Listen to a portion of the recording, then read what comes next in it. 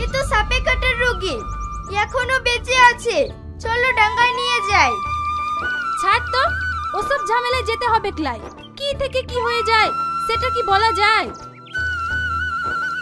এই দেখো দিদিমা, একটা চিঠি লেখা আছে।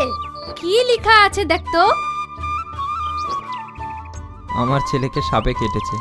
কেউ যদি আমার ছেলেকে ভালো করতে পারে, আমি তাকে নগদ 10 লক্ষ টাকা ও কিছু সোনাদানা পুরস্কার দেব।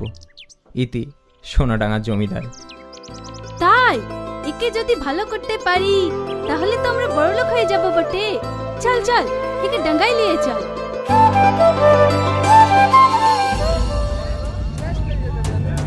তোরা সবাই সরে দাঁড়া।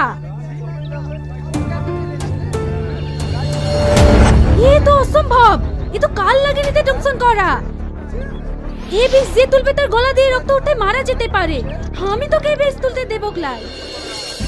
আমি বেদ কন্যা আছি বটে, সাপের বিষ তোলাই আমার কাম। দিদিমা, তুই আমাকে বাধা দিবি ক্লাই।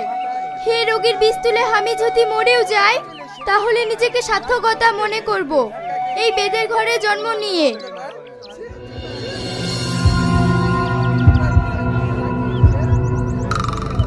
এ মেয়েরা, চুলের বাঁধন খুলে দে, আর হাতে মুঠ থাকলে ছেড়ে দে।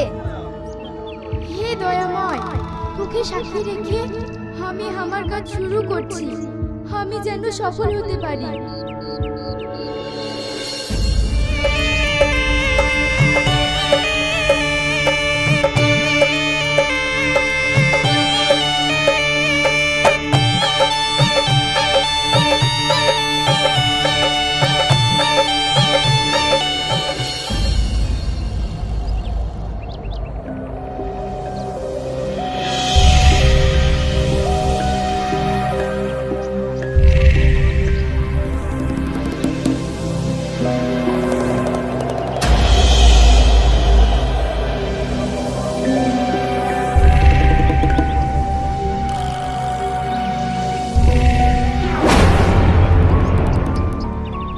তুই কি করলি সালমা?